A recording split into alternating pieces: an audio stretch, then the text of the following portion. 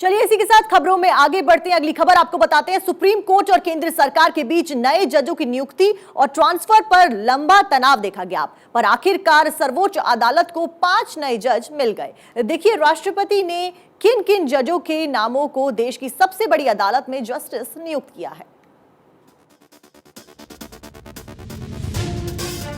2 महीने की देरी के बाद आखिरकार केंद्र की ओर से सुप्रीम कोर्ट के 5 जजों की नियुक्ति को हरी झंडी मिल गई।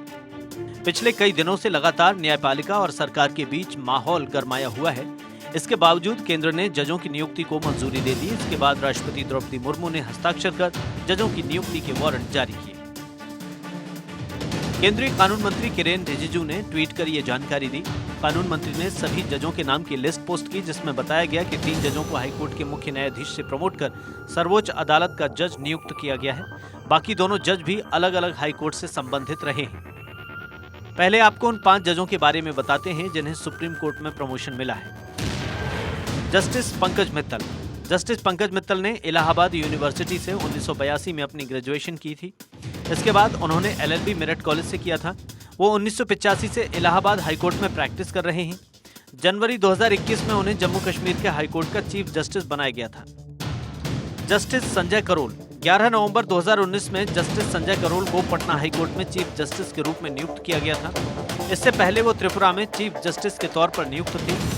जस्टिस करोल ने त्रिपुरा राज्य विधिक सेवा प्राधिकरण के संरक्षक इन चीफ के साथ साथ त्रिपुरा न्यायिक अकादमी के अध्यक्ष के रूप में कार्य किया है। उनका जन्म 23 अगस्त 1961 को शिमला में हुआ था। Justice PV Sanjay Kumar. Justice PV Sanjay Kumar ने 2021 में मणिपुर हाईकोर्ट में चीफ जस्टिस की कुर्सी संभाली थी।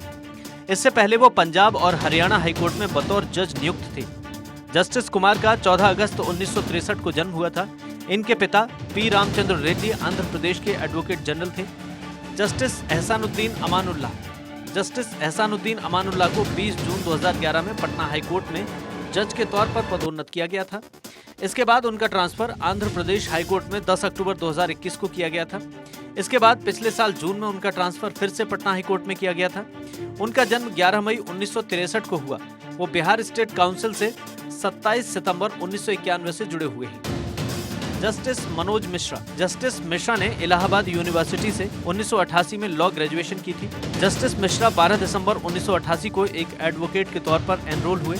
उन्हें सिविल, रेवेन्यू, क्रिमिनल और कॉन्स्टिट्यूशनल साइड्स में प्रैक्टिस के बाद इलाहाबाद हाईकोर्ट में एडिशनल जज के तौर पर पदोन्नत किया गया था। बता दें, इस मसले पर केंद्र और सुप्रीम कोर्ट में तनाव का माहौल चल रहा था। जजों के नाम पर केंद्र की मंजूरी में देरी से सुप्रीम कोर्ट ने सख्त रुख अख्तियार कर लिया था।